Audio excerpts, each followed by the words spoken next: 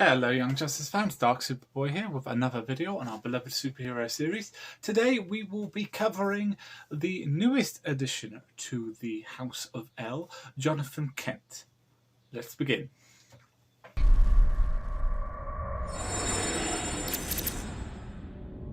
Now this video is very special to me because it marks the 1-year anniversary of me doing Young Justice Outsider spoiler and speculation videos. If you've been watching me this entire time, you'll remember my first video was actually me jumping out of a plane in hopes of doing a video on the way down, but due to legal and safety issues I was unable to do that, but I still gave you a very nice video on how I thought Artemis was a single mother that year.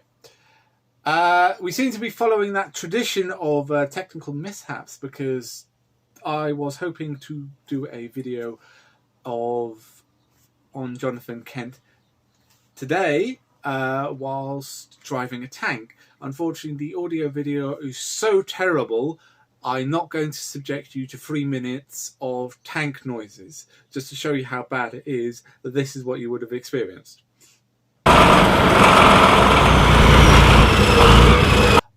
Yeah, I'll save you the time there, though I shall say I did have a brilliant time doing it, and who can say they've drived a tank and fired a tank and had combat with another tank.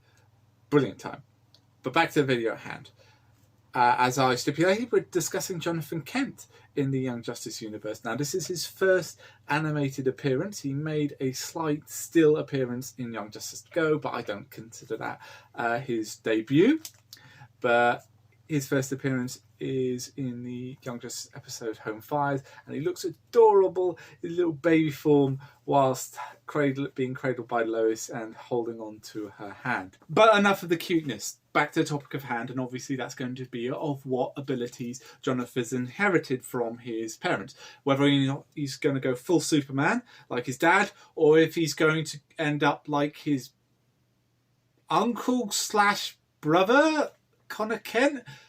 Mr. Wiseman, I appreciate you not wanting to go with the whole traditional Connor is Superman's son way, but this way kind of just makes it not Young Justice, more like Game of Thrones. But yeah, anyway, I'm more of the opinion he'll end up like Connor for 3 reasons. One, we've already ascertained human Kryptonian hybrids will end up less powerful than their original genetic progenitors.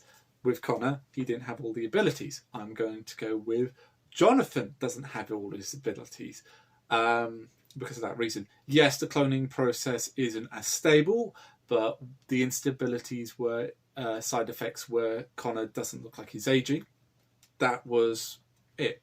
Whether or not the superhero abilities wasn't really as clear, because with Match they cloned him completely. He still had all the powers. When they included the human genetics, the power level went down.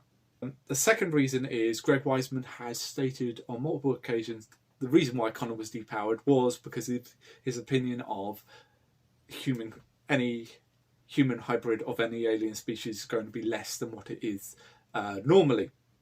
So when you've got the director saying this, it's more likely it's going to happen.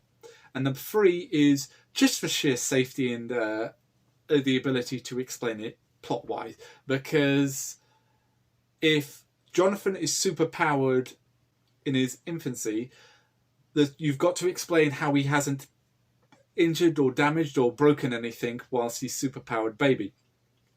And for those who are going to believe, well, the Kents raised Clark just fine when he was a baby.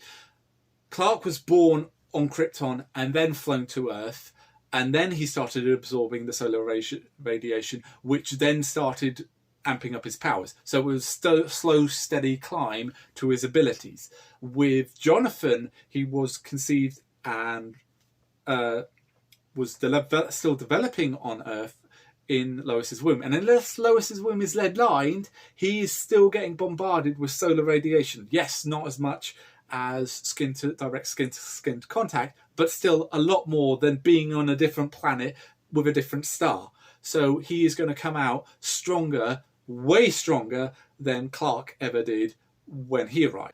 So yeah, how are you going to explain that of not injuring any? Because there have been instances in the comics where infant Kryptonian human hybrids have injured people. Literally, with Lois and Clark's kid, one of the times the child hugged Lois just in the form of affection and crushed her to death. But yeah, that's the dangers that of raising a Kryptonian hybrid is. So it makes more sense. Down the powers. You don't have to explain why everything's still in one piece. But you're probably asking now why this is a matter, because he's a baby. He's not going to take up much plot time. Well, we've got time jumps possibly in season 3 to 4, which I'm hoping for a season 4. Hashtag crash the mode. Come on, guys. I want a season 4. Say it. But I digress. There could be a time jump, and obviously that goes from infancy to 3-year-old. 3-year-olds are a lot more mobile and therefore could play more in more scenes. But of my opinion of why this matters is my theory on Wally West's time jump into the future being the next plot line in the next story season. Because if there's a major time jump, Wally could end up talking to the future Jonathan Kent, which would be a fully grown Superman, and a future Damian Wayne, as we've already seen, is introduced. So that could be something that they're setting up or foreshadowing in this season, which could coincide with my theory of them in the future. But I'd like to hear your thoughts on the subject. Do you think Jonathan is going to be as powerful as his dad, or is he going to be as powerful as his uncle/brother? Please comment below, like and subscribe. I've been Dark Superboy. This has been a video on Young Justice, and as always, let hope burn bright. Goodbye.